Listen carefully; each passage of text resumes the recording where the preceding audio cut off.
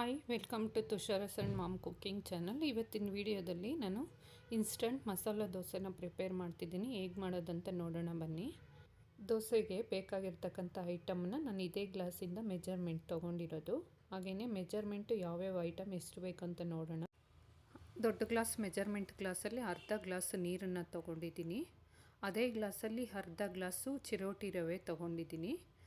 ಅರ್ಧ ಗ್ಲಾಸು ಗಟ್ಟಿ ಮೊಸರನ್ನ ತೊಗೊಂಡಿದ್ದೀನಿ.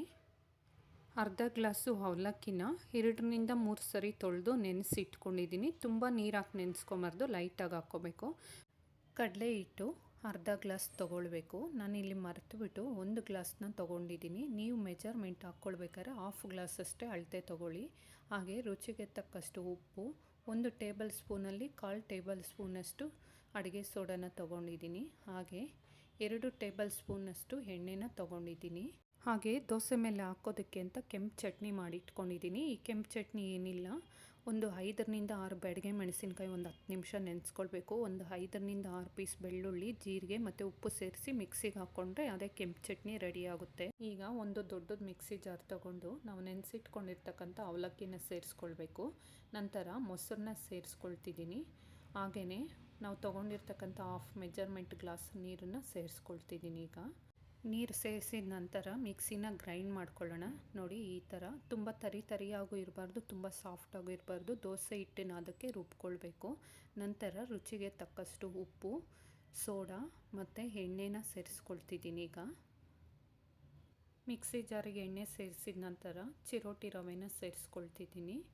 ಚಿರೋಟಿ ರವೆ ಸೇರಿಸ್ಕೊಂಡ ನಂತರ ಇಲ್ಲಿ ಸಹ ನಾನು ಹಾಫ್ ಗ್ಲಾಸ್ ಅಷ್ಟೇ ನಾನು ಕಡಲೆ ಹಿಟ್ಟು ಹಾಕ್ಕೊಳ್ಬೇಕಾಗಿತ್ತು.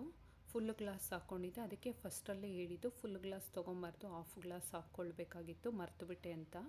ಈಗ ಸ್ವಲ್ಪ ನೀರನ್ನು ಸೇರಿಸ್ಕೊಂಡು, ಸ್ವಲ್ಪ ಅಂದರೆ ಒಂದು ಹಾಫ್ ಗ್ಲಾಸ್ ನೀರನ್ನ ಸೇರಿಸ್ಕೊಂಡು ಈ ಥರ ದೋಸೆ ಹಿಟ್ಟಿನ ಅದಕ್ಕೆ ಚೆನ್ನಾಗಿ ರುಬ್ಕೊಳ್ಬೇಕು. ಈ ದೋಸೆ ಹಿಟ್ಟು ಇನ್ಸ್ಟಂಟ್ ದೋಸೆ ಹಿಟ್ಟಾಗಿರೋದ್ರಿಂದ ನಾವು ಡೈರೆಕ್ಟಾಗಿ ಹೆಂಚಿನ ಮೇಲೆ ಹಾಕ್ಕೊಳ್ಬೋದು. ಉಬ್ಬೋ ತನಕ ವೆಯ್ಟ್ ಮಾಡೋ ಆಗಿಲ್ಲ. ಹಾಗೆಯೇ ಫ್ರಿಜ್ನಲ್ಲಿ ಇಟ್ಕೊಂಡು ವೆಯ್ಟಿಂಗಲ್ಲಿ ಇಟ್ಕೊಂಡು ತಿನ್ನಬಾರ್ದು ಈ ದೋಸೆ ಹಿಟ್ಟು. ಈಗ ಹೆಂಚು ಬಿಸಿಯಾಗಿದೆ, ನೋಡಬಹುದು. ದೋಸೆನ ಹಾಕ್ತಿದ್ದೀನಿ ಹೆಂಚಿನ ಮೇಲೆ. ಇಷ್ಟು ಪರ್ಫೆಕ್ಟಾಗಿ ಬಂದಿದೆ, ಮಸಾಲೆ ದೋಸೆ ಥರ. ದೋಸೆ ಸ್ವಲ್ಪ ಬೆಂದ ನಂತರ ಈ ಥರ ಕೆಂಪು ಚಟ್ನಿನ ಹಾಕ್ಕೊಂಡು ಮೇಲುಗಡೆ ಪೇಸ್ಟ್ ಥರ ನಾವು ಹರಡ್ಕೊಳ್ಬೇಕು.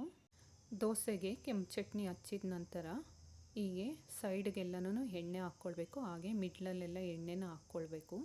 ಎಣ್ಣೆ ಬದಲು ತುಪ್ಪನೂ ಬಳಸ್ಕೊಳ್ಬಹುದು ನಾವು. ನಾನಿಲ್ಲಿ ಎಣ್ಣೆನ ಬಳಸ್ತಿದ್ದೀನಿ. ಹಾಗೆ 2-3 ನಿಮಿಷ ಚೆನ್ನಾಗಿ ಬೇಯಿಸ್ಕೊಳ್ಬೇಕು ದೋಸೆ. ಈಗ ದೋಸೆ ಬೆಂದಿದೆ. ಆಲೂಗಡ್ಡೆ ಪಲ್ಯನ ಸೇರಿಸ್ಕೊಳ್ತಿದ್ದೀನಿ. ಆಲೂಗಡ್ಡೆ ಪಲ್ಯ ಸೇರಿಸ್ಕೊಂಡ ನಂತರ ದೋಸೆ ಪುಲ್ಕದಿಂದ ಹೀಗೆ ನಿಧಾನವಾಗಿ ಕೈಯಾಡಿಸ್ತಾ ಮತ್ತು ದೋಸೆನ ಏನು ಮಾಡಬೇಕಂದ್ರೆ ನಾವು ಹಾಫ್ಗೆ ಫೋಲ್ಡ್ ಮಾಡ್ಕೊಳ್ಬೇಕು. ಈಗ ಪರ್ಫೆಕ್ಟಾಗಿ ದೋಸೆ ಬಂದಿದೆ. ನಾನು ಮಾಡಿರ್ತಕ್ಕಂಥ ಇನ್ಸ್ಟಂಟ್ ಮಸಾಲೆ ದೋಸೆ ನಿಮ್ಗೆ ಇಷ್ಟ ಆಗಿದ್ದರೆ ಲೈಕ್ ಮಾಡಿ, ಶೇರ್ ಮಾಡಿ, ಕಮೆಂಟ್ ಮಾಡಿ. ಹಾಗೆ ಸಬ್ಸ್ಕ್ರೈಬ್ ಮಾಡೋದನ್ನು ಮರಿಬೇಡಿ. ಹಾಗೆಯೇ ನೀವು ಒಂದು ಲೈಕು ಒಂದು ಕಮೆಂಟ್ ಕೊಡೋದರಿಂದ ನನ್ನ ಚಾನಲ್ ಗ್ರೋತ್ ಆಗುತ್ತೆ. ನಾನು ವಿಡಿಯೋನ ಇಲ್ಲಿಗೆ ಎಂಡ್ ಮಾಡ್ತಿದ್ದೀನಿ. ಹಾಗೆ ಡಿಸ್ಕ್ರಿಪ್ಷನಲ್ಲಿ ಇಂಗ್ರೀಡಿಯೆಂಟ್ ಡೀಟೇಲ್ಸ್ನ ಕೊಟ್ಟಿರ್ತೀನಿ, ಒಂದು ಸಾರಿ ಚೆಕ್ ಮಾಡಿ. ನೆಕ್ಸ್ಟ್ ವಿಡಿಯೋ ಜೊತೆ ಸಿಗ್ತೀನಿ. Love you all. Bye friends.